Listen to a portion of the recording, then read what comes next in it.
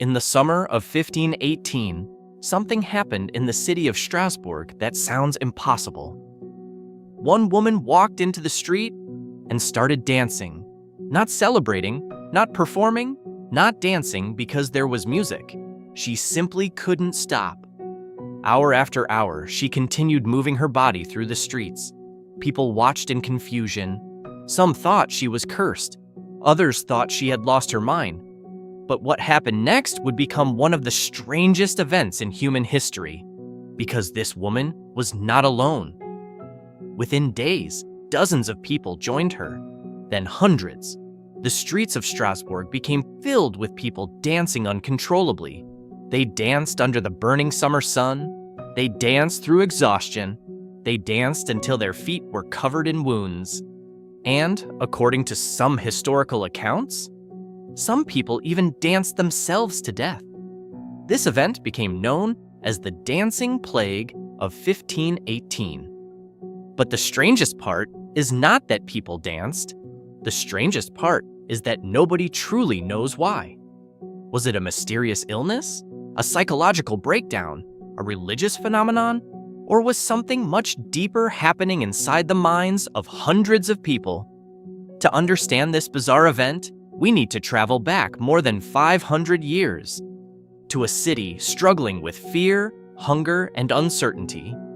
The year was 1518. Strasbourg was located in the Holy Roman Empire in what is now modern-day France. At the time, it was a wealthy and important city. But beneath the surface, life was extremely difficult. The early 16th century was a dangerous period for ordinary people. Most citizens were farmers, workers, or craftsmen.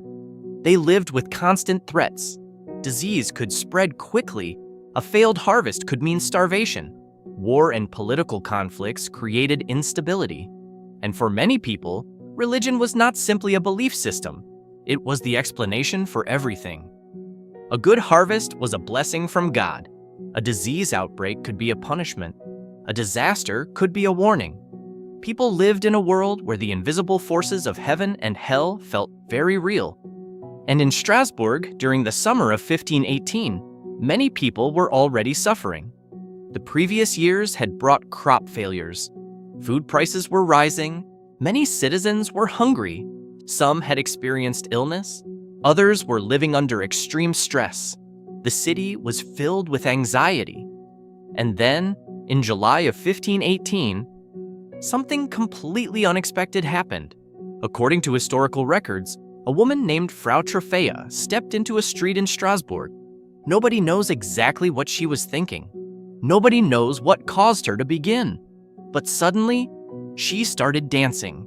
There was no celebration, no festival, no music. She simply began moving. At first, people probably thought it was strange but harmless. Maybe she was acting strangely. Maybe she was suffering from some kind of illness. Maybe she would stop after a few minutes. But she didn't.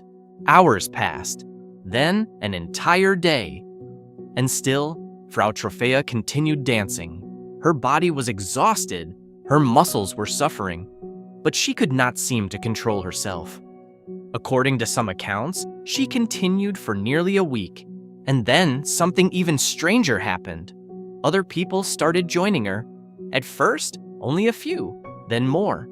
Within a short period of time, dozens of people were dancing through the city. The situation quickly became impossible to ignore. Imagine living in Strasbourg at that moment. You wake up one morning, you walk outside, and instead of seeing people going to work or buying food at the market, you see a crowd of people moving together in a strange, uncontrollable dance. There was no obvious reason. No enemy attacking the city, no festival taking place, just hundreds of ordinary people dancing. The event continued to grow. Historical sources suggest that eventually around 400 people may have been affected, men and women, young and old, ordinary citizens. They all became part of this strange phenomenon. But perhaps the most surprising reaction came from the authorities. Today, if hundreds of people suddenly started behaving in an unusual way, officials would probably try to stop it. They might separate people, investigate possible medical causes, search for environmental factors. But in 1518, people understood illness very differently. The leaders of Strasbourg believed they knew the solution. They believed the dancers needed one thing: more dancing. At first, local authorities and doctors thought the people were suffering from a condition called hot blood. According to medical beliefs of the time, certain physical problems could be caused by an imbalance inside the body.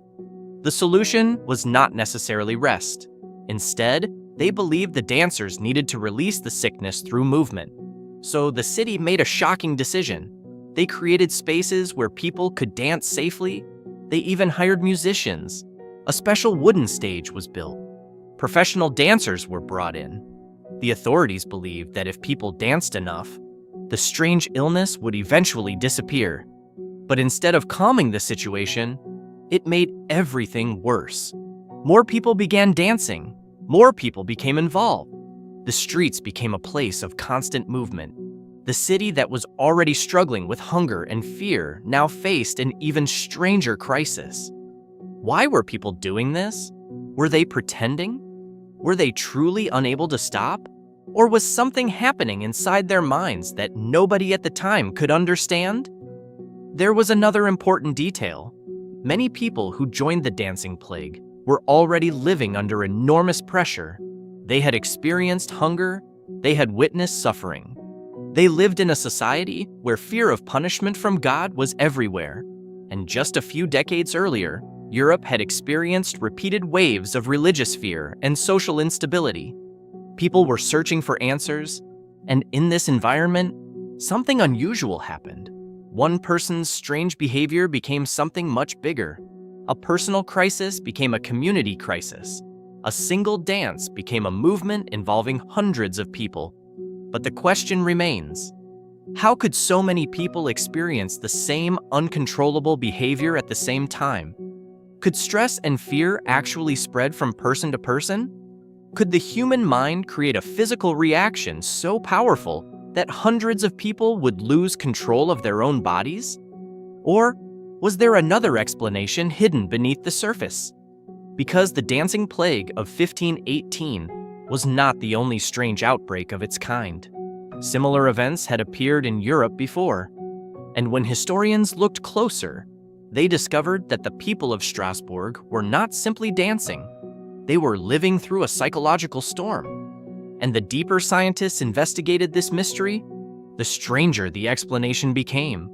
Because the real question was not only, why did they dance? The real question was, why did their minds believe they had no choice but to keep dancing? For centuries, historians, doctors, and scientists have tried to answer this question. And the more they investigated the dancing plague of 1518, the more complicated the mystery became. One of the first explanations people considered was poisoning, specifically a substance called ergot. Ergot is a fungus that can grow on grains such as rye. During the Middle Ages, contaminated grain was not uncommon. And when humans consumed large amounts of ergot-infected food, it could cause a condition known as ergotism. The symptoms could be terrifying: hallucinations, muscle spasms, confusion, painful movements. In some cases, even death. Because of this, some researchers suggested that perhaps the people of Strasbourg had eaten contaminated bread. Maybe a hidden toxin caused hundreds of people to lose control of their bodies. At first, this explanation sounds convincing. After all, Europe had experienced other disasters caused by contaminated grain, and a mysterious substance affecting the brain could explain strange behavior. But there is a major problem with this theory. Ergot poisoning usually does not cause people to dance continuously for days. It causes severe physical suffering. People become extremely sick. Many would not have the energy to stand, let alone dance for hours. And even more importantly, if contaminated food was the cause, why did only certain people begin dancing? Why did the symptoms spread socially instead of through everyone who ate the same food? Because the dancing plague did not behave like a normal disease. It behaved like something that moved through human minds. And this led many modern researchers toward another explanation: mass psychogenic illness, a phenomenon where groups of people experience real physical symptoms without a clear physical cause. Today, we understand that the human brain is deeply connected with the body. Extreme stress can create very real reactions. People can experience pain, weakness, trembling, fainting, even physical symptoms that appear impossible to control. And throughout history, there have been many examples of groups experiencing strange outbreaks. Students suddenly becoming sick in schools, workers collapsing in factories, communities reporting similar unexplained symptoms. The symptoms are real, the suffering is real, but the trigger may come from the mind rather than an external disease. So could something similar have happened in Strasbourg? To understand this possibility, we need to look at the world those people lived in. For modern people, stress often comes from deadlines, money problems, or social pressure. But in 1518, stress was something much more intense. For many ordinary citizens, life was a constant struggle for survival. A bad harvest could mean starvation. A disease outbreak could kill family members within days. Religious fears were everywhere. People believed supernatural forces could influence their lives. And perhaps, most importantly, they had no modern understanding of psychology. They did not have the language to explain trauma. They did not know how the brain could react to extreme pressure. They simply experienced fear, and fear needed somewhere to go. Some historians believe the people of Strasbourg may have reached a psychological breaking point. The first person, Frau Trophea, may have been experiencing an individual crisis, but when others saw her, something inside them responded. They were already living under similar pressures. They shared the same fears, the same beliefs, the same environment, and suddenly, one person's strange behavior became a way for an entire community to express invisible suffering. The dance became a symbol, a physical expression of stress that nobody could explain. But there is another mystery: the authorities' decision to encourage dancing. Remember, the city believed movement was the cure.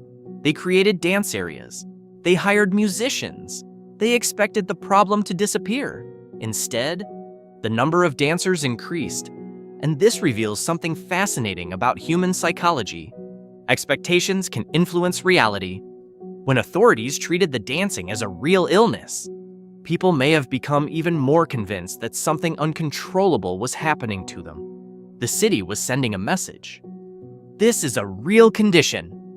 You cannot stop because you are sick? And for people already overwhelmed by fear, that message may have strengthened the phenomenon. Eventually, however, the authorities changed their approach. They realized the dancing was not stopping.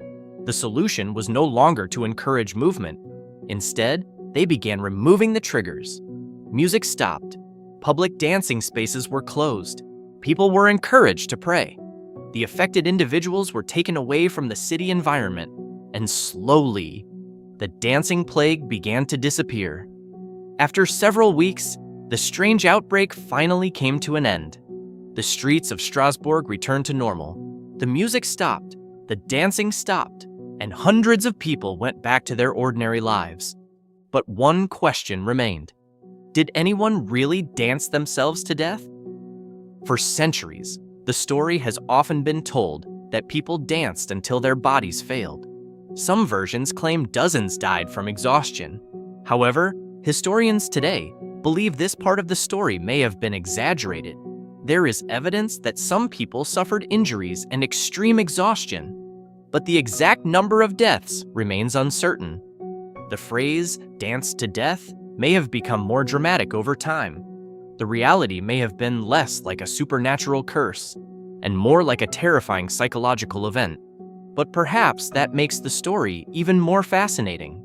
Because if the dancing plague was caused by the human mind, then the mystery becomes even deeper. The human brain is the most complex object we know. It can create art, it can solve impossible problems, it can imagine worlds that do not exist, but under extreme conditions, it can also create experiences that feel completely real. The people of Strasbourg were not pretending. They were not simply acting. They experienced something powerful, something that affected their bodies, their emotions, and their entire community. And this is why the dancing plague of 1518 still fascinates scientists today. It reminds us that humans are not only biological creatures, we are also emotional and social beings. Our minds are influenced by the people around us, by our fears, by our beliefs, by the world we live in.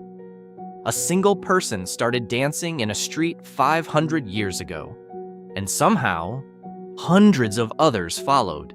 Not because they wanted attention, not because they were performing, but because something inside the human mind had reached a mysterious breaking point. The dancing plague of 1518 remains one of history's strangest events. Maybe it was a disease, maybe it was poisoning, maybe it was mass psychological stress, or maybe it was a combination of many factors that we still do not fully understand. But one thing is certain: the strangest mysteries are not always hidden in distant places. Sometimes, the greatest mysteries are hidden inside ourselves. Because the human mind can create fear, it can create hope, it can create entire worlds, and sometimes it can even make an entire city dance. This was the dancing plague of 1518, a mystery from the past that still asks us a question today. How much do we truly understand about the power of the human mind? If you enjoyed this journey into history's strangest mysteries, don't forget to subscribe to Enigma Files, because behind every mystery, there is a story waiting to be discovered.